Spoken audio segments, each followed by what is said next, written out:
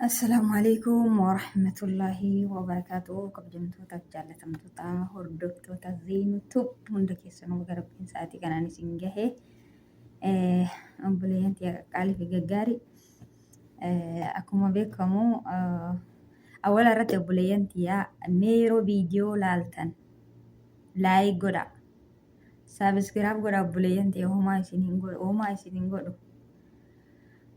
Wanni isinirraa irratti hin jiru. Viidiyoo kalaalu nama 200 fi wayi.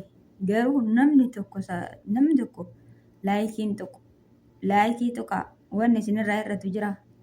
Wallaahi wanni isinirraa irratti hin jiru. Subhaanallah. Wanni umman takka wanni isinirraa irratti hin jiru. Tokkofa irratti laayikii tuqaa. Sheer godhaa. Sabiskiraab godhaa obboleeyyan tiyyaa isinin jedha. Akkuma beekamu yoo tana waa'ee obboleettii teennatanii seenaa isii isinitti himeessan jechuudha. Hedduu tokko dhukkubsattee jirti amma hedduu tokko dhukkubsattee jirti. Mana yaalallee dhaqxee jennaan manni yaalaa kalillee jedhaniini akkasuma coggaarrallee jedhaniini waa baay'ee jedhaniin jechuudha. Kanaafi mana haakimaa mootummaa dhaqi jedhaniin jechuudha.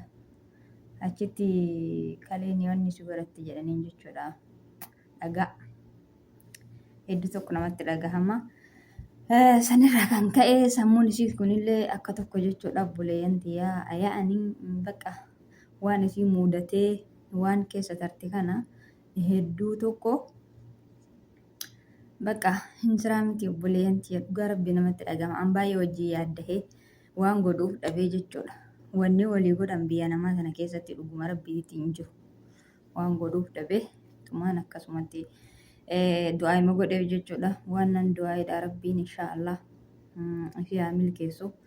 Rabbiin kiyya hin danda'a khaaliqu samaawaati wal ardi isii haa tumsu. Ilmi namaa kana warri dalaga obboleeyyan tiyyaa akka dhaamsatti waan isin dhaamu jechuudha. Tokkoof irratti amma gara hundaafuu gadhiifame jechuudha. Iqaaman akka hojjetamu Suudi Arabiyyaan hangafe biyyoota hundaa keessatti iqaamaa sirreeffachuu hojjechuu mootummaan dhiifama godhee jira jechuudha. Kanaan eega kun sababa isin tahe galaati waan biyyallee qabdan laalaa. Eegas immoo iqaamaa keessanillee sirreeffadhaa galaa. Eegas wanni mataa keessanii baafadhaa koottaa. Akkaawuntii jechuudha. Akkaawuntii mataa keessanii yoo baafattaniitiin hin dhuftan ala dhaqqabe yoo mallaqa achitti kuusattan isinuma jalaa rakasa malee muluu badee isin jalaan badu jechuudha. Badee isin jalaan badu. Kanaafi mallaqa keessan asirratti kuufadhaa isiniin jedhaan. Isinii galee kana dhugaa rabbi dubbachuudhaaf namni tokkochi hin amanamu. Akka haadha abbaan akkana nama goote kun maal hayya kun obboleeyyanti abadan jechuudha. Wallaahi faayidammaan takka hin jirtu. Ka haadha fi abbaan akkana nama goote kun maal hayya kaan inuma amanuu miti jechuudha. Gonguma wanni amanan hin jiru. Dhugaa rabbi wanni amanan hin jiru. Abada wanni amanan hin jiru jechuudha. Kanaafi wanti godhuu qabdan isin jechuudha. Ani akka mataa kiyyaatitti wanni isin gorsu biyya keessanitti galtanii waan keessa laallattaniitiin deebi'u. Yoo deebi'ullee hin barbaannu lakki jettan mallaqa keessan gara dho'ifatanitti gara qabattanitti qabadhaa. Kanaafi akkanumaan garanas ergitanii garasis ergitanii ebaluu kiyyaan gaafa gabbuutan uummata akka isiniin fayyadu. Namni ija baddeen kun silaalu hin jiru. Kuni eenyu namni isin jedhu hin jiru. Tuni eenyu namni isin jedhu hin jiru. Situu sammuun tante maraatee hafa malee. Dhugaa rabbi. Dhugaa rabbi dubbachuudhaaf odoo sammuun tante si tuqamtellee warri ati asii achi gargaaraa turte sun abadan sin gargaaran. Gongoma sin gargaaran jechuudha. Wanni isaan si gargaaran hin jiru. Oduu sammuun ta'etu fayyaa dhabde biyya namaa siin jedhan biyya namaatti irra galte sammuun isii bakka hojiin ala taate siin jedhanii sitti kolfan si arrabsan. Dhalaan biyya arabaa deemte akkanuma sammuu hin qabdu. Eegaa si ati nama sammuu hin qabne jedhanii si arrabsan jechuudha. Dhalaan biyya alaati galte, dhalaan biyya namaa deemte sammuun isii hin dalagu. Sammuun isii hin dalagu. Subhaanallah. Kanarra ufumaa keessanii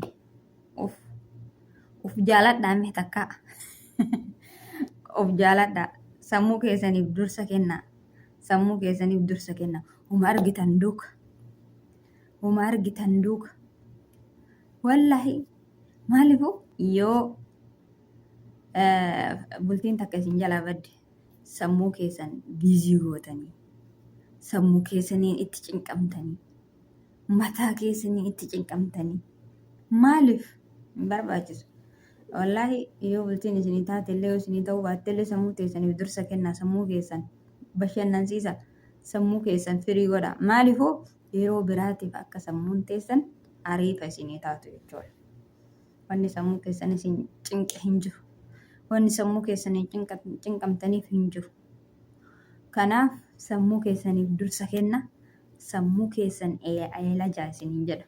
Eeyyoo kana yoo sammuu keessanirra rakkoon gahe bara xiqqoo ishee akkasuma bara. Wallaahi ma beekta namni waan namaan jedhu jechuudha. Bara akkasuma miti. Bar sammuu isii kanatti xiqqoo akkasuma kana wajjin hin haasa'in. Akkasuma bar sammuun isii biyya alaa deemtee xiqqoo tuqamte. Biyya alaa deemteetiin hin maraatte. Biyya alaa deemteetiin garuu waan nu asii keessa jiru hin beekan.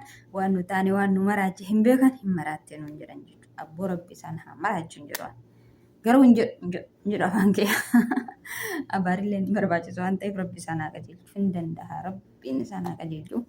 Uummata maqaa hin taane namaa baasu kana osoo waan nu keessa jirru ima beekan. Akkatti nu jireenya biyya namaa kana dabarsine hin beekan. Yoo mallaqni nama jalaa badu, yoo jireenyi nama harkaa babbadu, yoo sammuun namaa akka malee biizii taateetiin wallaahi namni kun bakka hin jiraa miti. Ufiin haasaa deema gariin jechuudha. Ufiin. Akkasitti ufiin haasaa deema bar biyya alaatti irraa galte sammuu akka ta'e bar dhalaa biyya arabaa dhalaa biyya arabaa dhalaa biyya arabaa nu jira. Kanarra uf tayaa jiraadha obboleeyyanti hin arrabsifina gadi dhaabadha waan gadi dhaabattan gadi dhaabadha uf tayaati jiraadha. Ufin arrabsiisina wallahi boonati jiraadha. Kabajaan nagahaan kabajaan deema obboleeyyanti kabaja ofitti godha. Yoo akkanumatti zalam mataatanii isin magaalamarra dhadhaabattanii shaaree karaa makiinaa gubbaa dhadhaabattanii karaa makiinaa gubbarra guuttanii dhaabattanii boorsaa xonoq gootanii ofitti fanniftanii xonoq gootanii ofitti fanniftanii jalaan gurdii yookiin immoo kaartii wayii diratan jechuudha jalaan. Kana xonoq ofitti godhanii asii harmi kun alatti yaa'ee awuzu billaahi mina shayxaani rajim. Wallaahi ofii sattirii ofirraa gooftanii ofii dhalaa biyya arabaa jechisiiftanii nama nagaallee maqaa balleessisiiftan. Shamarran biyya alaatti galte nama hundaa miti. Uummata gaggaarii jira. Uummata sitiriin faayame akka faayatitti namni isa dinqisiifatu jira jechuudha dhugaa dubbachuudha. Namoonni garigariin immoo maqaa namallee balleessa ofillee maqaa balleessa. Warra akkasiisan rabbi isin hin taasise. Warra maqaa namaa balleesse ofillee maqaan isaa badu rabbiin isin hin taasisin. Wallahi walitti nu qabanii fakkeenyaaf dubartoota gaggaarii dubartoota nama nagahaatii fi nama uummata gaggaarii kana walitti qabanii dhalaa biyya arabaa jedhan nama takka lamaaf nama sadii afuriif. Kanaafuu isin kabaja ofitti godhaa sattaradhaa uffata babal'aa diradhaa obboleeyyanti uffata sheeppi keessan isin hin mul'ifne uffata harma keessan isin hin mul'ifne uffata nagayaa uffata bal'aa ka jismirraa isin bal'atu diradhaa. Isin dubartiidha obboleeyyanti dubartiin qaanfiin beekamti. Dubartiin qaanfiin beekamti qaanfadha. Wallaahi laazim qaanfachuun barbaachisaadha.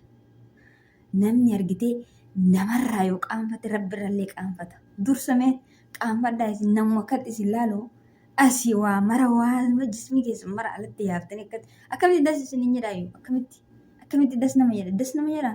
Wallaahi wanni hagas nama jibbisiisu fi namni illee nama jibbuu fi rabbi illee nama jibbu hin jiru jechuudha. dubartiin satirimaan bareeddi. Dubartiin uffatuma bal'aan bareeddi. Wallaahi uffatuma bal'aan bareeddi dubartiin. Yaa Allah uffata bal'aa kana gadi dirattee xarahaa ofii uffattee obboleeyyan ta'e fuulli isii bakka fuula isii malee ka homuun mul'anne jechuudha. Allahu akbar. Wallaahi satiriin bareeddi dubartiin. Dubartii akkasiisa yoo argan nama satirii qabu namni hin kabaja. Bakka argetti hin kabaja namni. Wallaahi kanaafi kabajamuudhaaf sattaramaa isiniin jedha. Dursa amantii kamuu haa taatani. Amantii kiristaanaa, amantii ortodoksii, amantii islaamaa hunda keessan wanni dubartii ta'e sitirii irraa bareeda. Sitirii irraa bareeda. Isinii galee dhugaa rabbii sattarachuun uffachuun bareedadha. Sitiriidhaan uffata babal'aa diratanii deemuun ofis sattaranii eegas namni si sattara, namni si kabaja, namni si jaalata jechuudha. Kanaafuu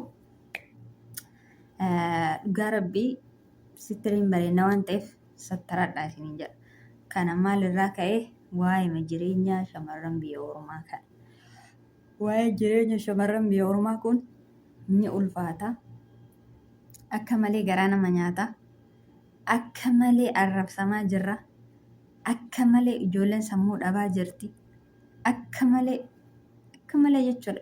Mallaqni isaanii jalaa badee warri bultii qaban bultiin jalaa diigamte. Warri indaganaa heerumanillee bakkuma heeruman sanittuu jireenya isaanii ta'uu fi diddee nama meeqa jechuudha. Kanaafi almuhim isin dursa ofiif kennuu qabdanii. Dursa yoo ofiif kenni namaaf hin kennina dursa ofiif kenna. Wanni sammuu keessan galabaxxaniif hin jiru. Zanaaffata jedhaa jiraadha bakka. Akkas haga yoomiti hiraarumaaf jedhee ishee ibsan hiraaruma yeroo mara hiraare bas waan gaarii nyaadhu waan gaarii uffadhu uffata hazanaa jedhe kalaas wanni ati yeroo hunda hiraara ganamni hiraara galgalli hiraara waareen hiraara subiin hiraara la hawla walaa quwwata illa billah haga yoomiti akkatti hiraaran.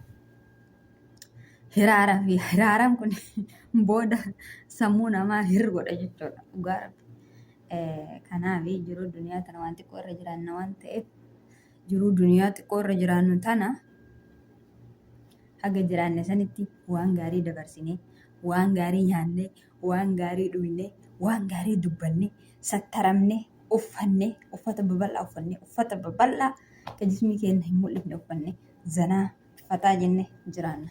Rabbiif ajajamne nabiif ajajamne waan nabiin nutti hin ergaman jala deemne waan nabiin itti nu ajajan fudhanne rabbii keenya tokkochoomsine isaaf ajajamne isa jala deemne jechuudha. Kanaaf akiraallee akkasitti milkoofta yookaan akiraan duniyaallee akkanumatti wal xaxxi hundu. Duniyaalleen akkanumatti si xaxxi sammuu si xaxxi yaada si xaxaa ati otoo rabbitti amantee rabbii kee sodaattee isa tokko choomsitee akka inni siin jedhetti deemte duniyaa matana gubbaarrattu hin hiraartu duniyaa matana gubbaarrattu kana wanni nama hiraarsu hin jiru jechuudha. Kasii baarakallahu fiikum jazakallahu khairan.